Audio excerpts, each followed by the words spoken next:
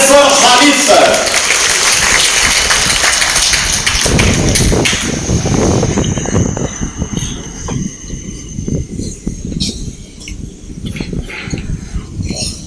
आज के इस ऑल इंडिया मेमन जमात फेडरेशन के सालाना इजलास AGM में मौजूद इस तंजीम के सदर इकबाल भाई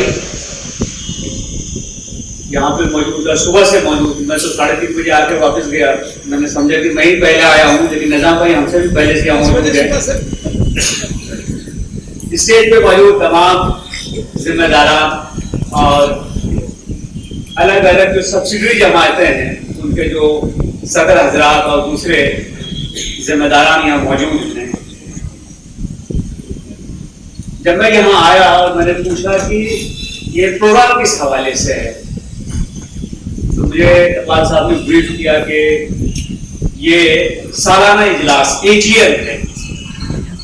AGM दरअसल पिछले एक साल में हमने क्या किया इस हवाले से रिपोर्ट होती है, बताया जाता है कि क्या अचीवमेंट रहा, क्या फेल्योर रहा और आने वाले सालों के लिए हमारा मंसूबा क्या है, हमारा प्लान क्या है, हम क्या सोचते हैं, इसके बारे में डिस्कशन होता है और उसके बाद आप डिसीजंस लेते हैं। उस हवाले से प्रोग्राम AGM का होता है।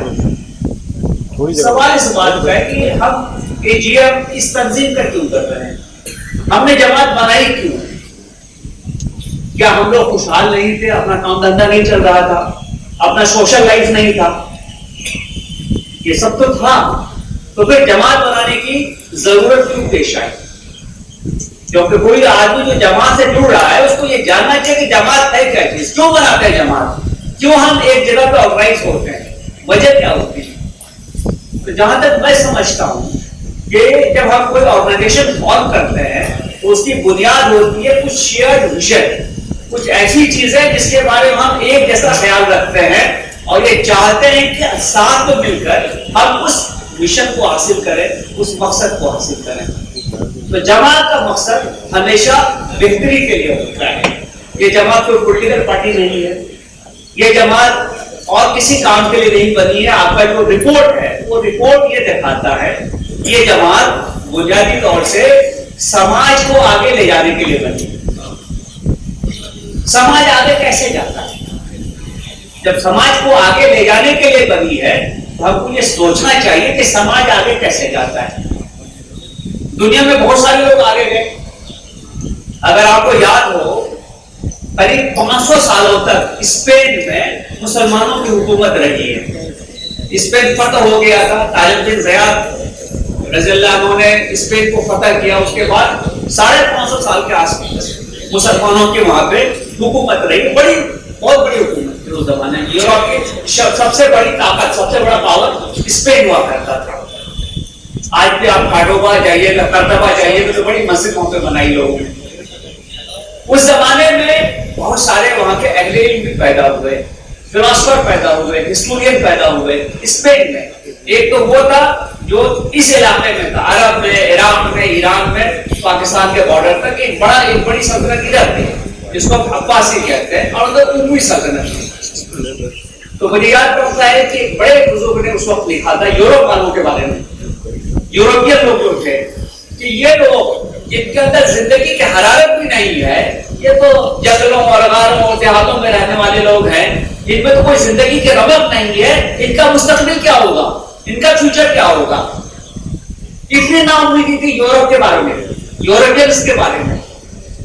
ये कुछ 1400 के आसपास की हुकूमत खत्म हुई है, आज और 600-700 साल जोड़ लीजिए, आज यही चीज यूरोपियन हमारे बारे में कह सकते हैं। ये लोग जिनके अंदर जिंदगी की हरारत भी नहीं है, इनका फ्यूचर क्या होगा। तो वक्त कैसे बदलता है, उनमें हरारत कैसे पैदा हुई, वो आगे कैसे गए और हम पीछे कैसे आ गए। जब कभी हम मिलते हैं तो हमें इन चीजों पे भी गौर करना चाहिए, ताकि वहीं से रास्ता आगे के लिए खुलेगा। तो यूरोप आगे कैसे गया? यूरोप को आगे जाने की जो बुनियाद है वो 2-3 चीजों पर है। पहली बुनियाद है इल्म पर। यूरोप के लोगों ने पढ़ना शुरू किया, पढ़ाना शुरू किया, इल्म को आम किया, इसकी इशाअत की, सबको इल्म हासिल करने के लिए लगाया। यूरोप के काया पलट शुरू हो गई। वो सवाल करने लगे जो भी चीजें उस वक्त समाज में मौजूद थी, ये चीज ऐसी ही क्यों है, इसकी वजह क्या है, इसके पीछे रीजन क्या है, और अगर वो रीजन उनको अपील नहीं करता था तो उससे बेहतर क्या कर सकते हैं, इस हवाले से उन्होंने काम किया। यूरोप में साइंस आ गया, यूरोप में डेवलपमेंट हो गया। आज जो इल्म हम पढ़ते हैं, जो सब्जेक्ट पढ़ते हैं, उसमें तो 90-95% वो है जो यूरोप वालों ने हमें दिया है, तो यूरोप आगे गया। तो जब किसी जमात को आगे लेके जाना है तो ये चीजें हमको इख्तियार करनी जरूरी है कि पहली चीज कि हम इल्म को आम करें। अभी मैं आपका रिपोर्ट कार्ड देख रहा था, बहुत सारी चीजें, बहुत लोगों की मदद हुई।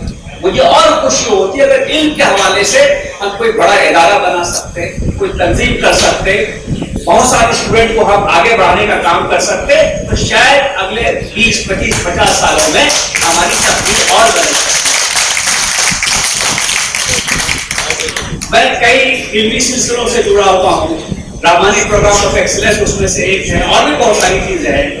हर साल सैकड़ों बच्चे आईटी पे जाते हैं, मेडिकल पे जाते हैं, चार्टर्ड अकाउंटेंसी पे जाते हैं, नेवी और आर्म फोर्सेस में जाते हैं, लॉ में जाते हैं। एक छोटी कोशिश उनकी है। इसी ढंग की कोशिश हिंदुस्तान के बहुत सारे इलाकों में बहुत सारे लोगों ने की है।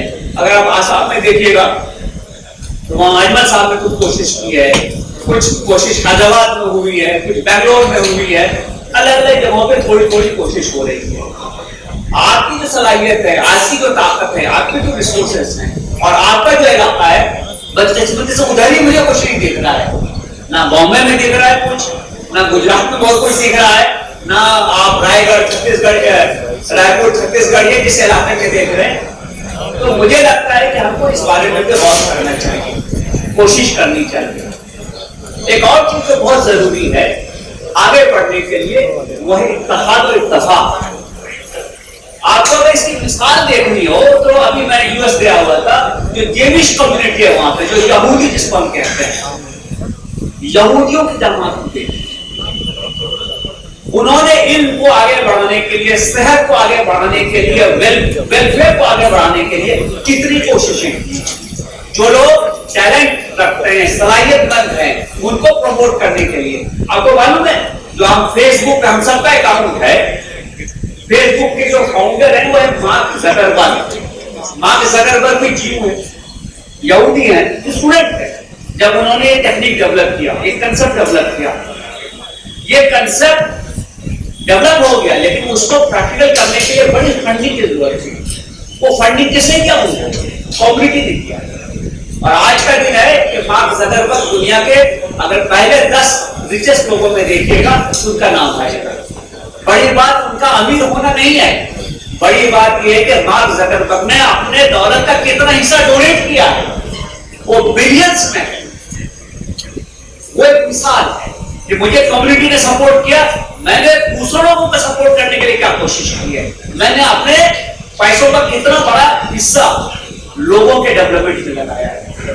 ऐसा नहीं कि मार्क ज़करबर्ग गरीब हो गए, आज भी उनकी जो नेट एसेट है वो काफी कुछ है।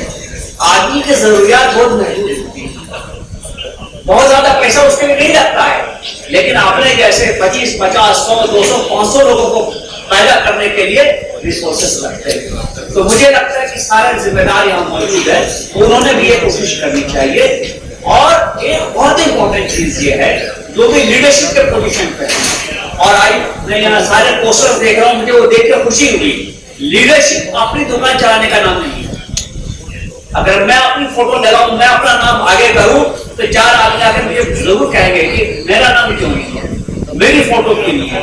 लीडरशिप तब होती है सोसाइटी में जब हम मकसद को बड़ा करते हैं और अपने आप को छोटा करते हैं। मकसद बड़ा,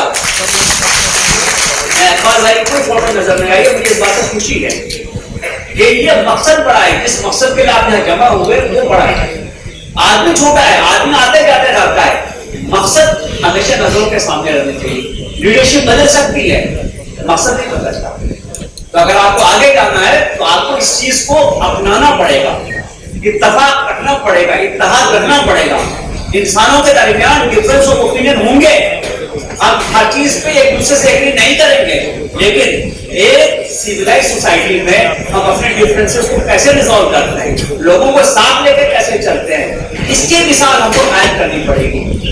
ابھی یہاں سے جو تقریر ہوئی اس میں یہ بتایا گیا کہ اقبال صاحب 24/7 لوگوں کے لیے اویلیبل اور ایکسیسیبل ہے۔ یہ ایک اچھی لیڈرشپ کی پہچان ہے کہ آپ لوگوں کے لیے دستیاب ہیں، اویلیبل ہیں، ان کی بات سنتے ہیں، ان کے لیے کوشش کرتے ہیں۔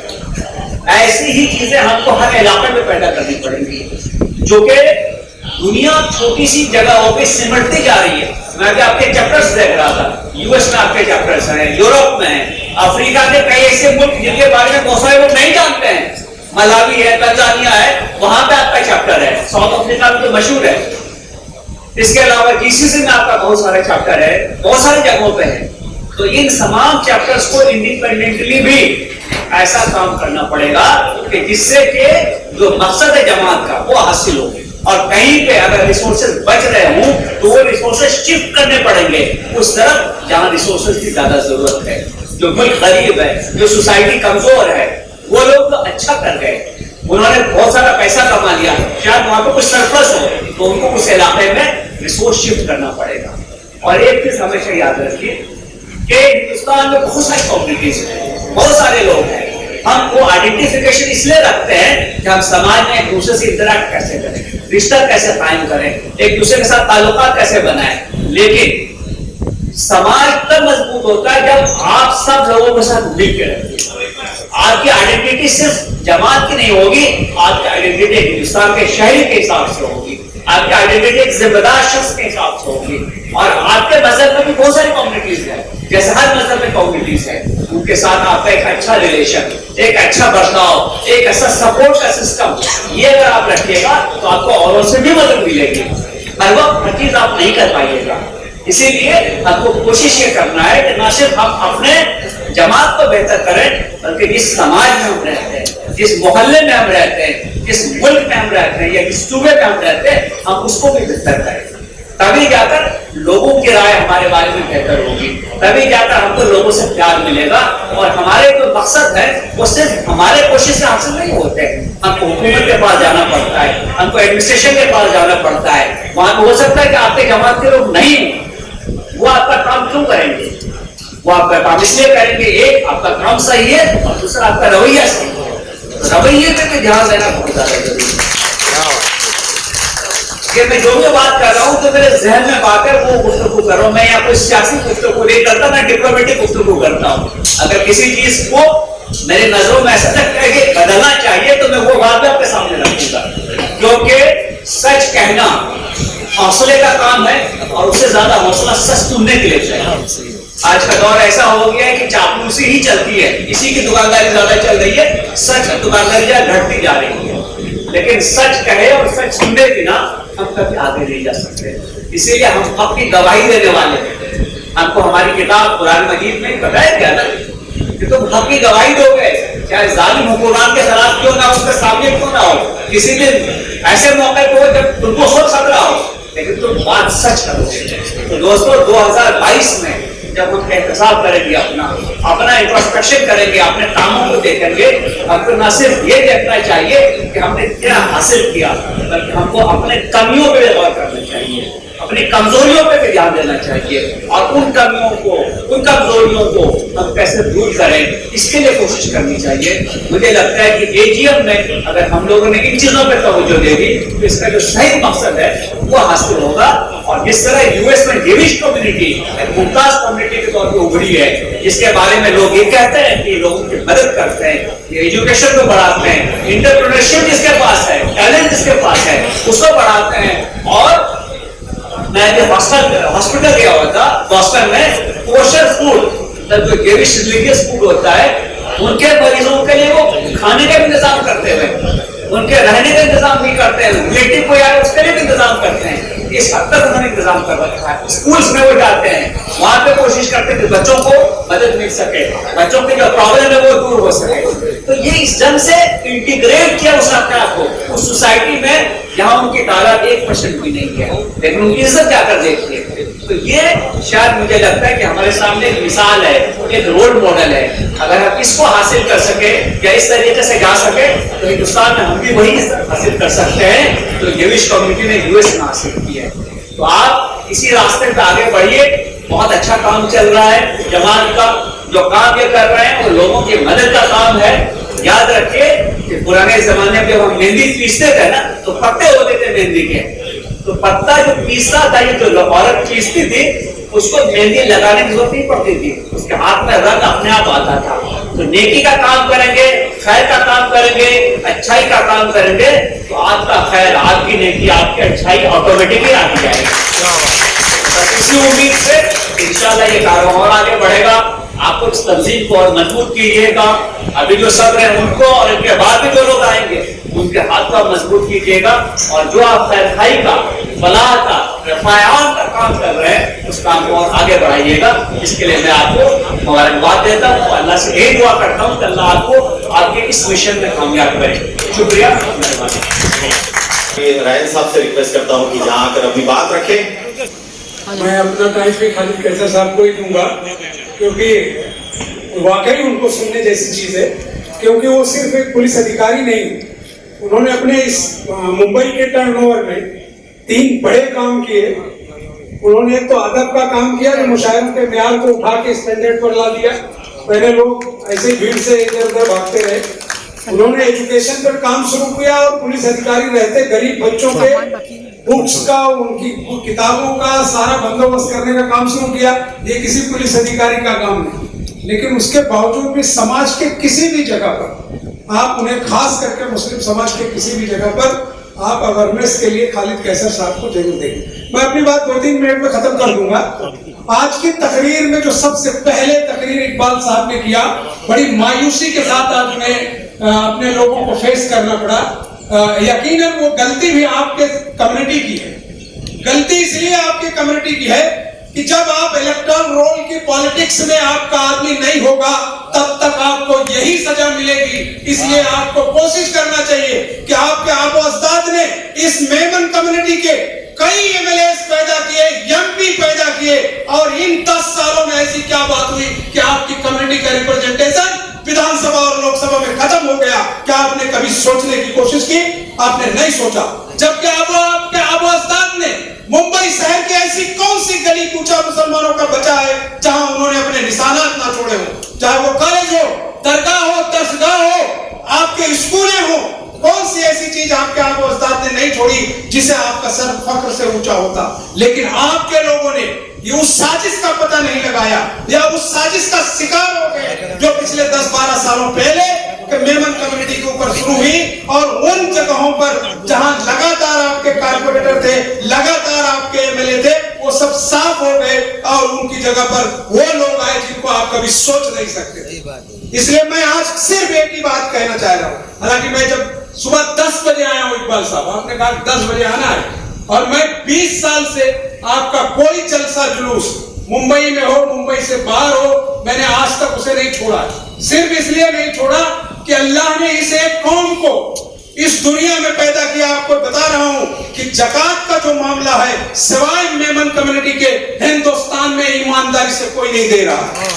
ये मेरा सर्वे है खुद का कि हिंदुस्तान में ज़कात का ईमानदारी से अगर कोई पैसा दे रहा है तो वो सिर्फ मेमन कम्युनिटी दे रही. ये देखिए अभी यहाँ हमारे दोस्त बैठे थे, शायद उठकर चले गए, आफ्ताब भाई कैंसर के लिए करोड़ों रुपया गैर कम्युनिटीज को दे रहे हैं. आज इकबाल भाई के पास आपने सुबह से देखा होगा कि जितने मेमन जमात के आपके जमात के प्रेसिडेंट आए होंगे उससे ज्यादा गैर मेमन जमात के बड़े बड़े लोग यहाँ सुबह से सिर्फ इसीलिए बैठे रहे कि इकबाल भाई और आपकी कौम का जो सखी का जो रवैया है वो बरकरार रहे, और वो है दूसरी किसी कम्युनिटी में नहीं है.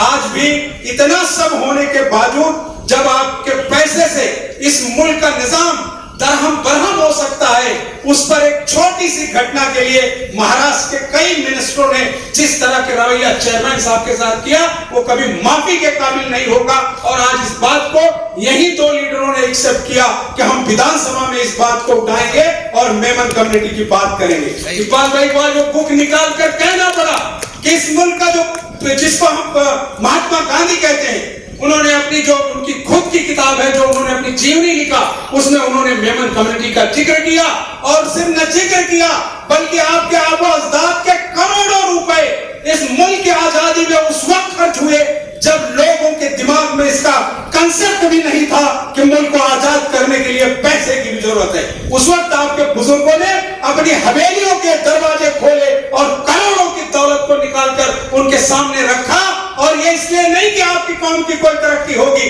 بلکہ اس ملک سے ان کی محبت تھی کہ یہ ملک آزاد ہو جائے اور ملک کی جب تاریخ لکھی جائے تو میمن کا نام اس میں ذکر میں آئے. شکریہ. خدا حافظ.